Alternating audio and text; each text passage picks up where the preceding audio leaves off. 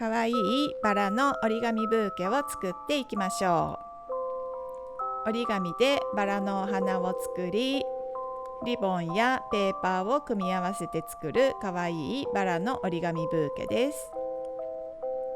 まずはバラのお花から折って作っていきましょう。こちらの動画は折り紙ブーケの動画レッスンキットのダイジェスト版になっています。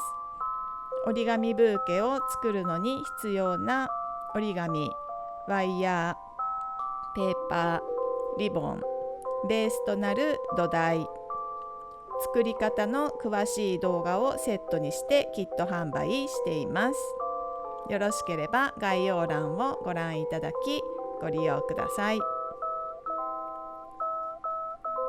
プレゼントに最適なケースも販売しています。バラのお花が折れたら萼の部分も折っていきましょ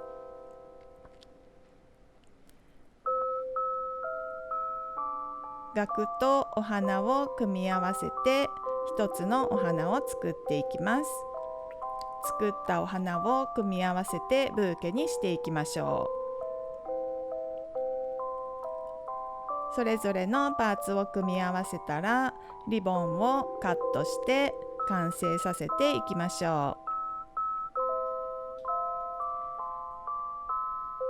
う。かわいいバラの折り紙ブーケ完成です。赤いブーケの他にブルーのブーケもご用意しています。青いバラの折り紙ブーケもとても人気です。皆さんもぜひ作ってみてくださいね。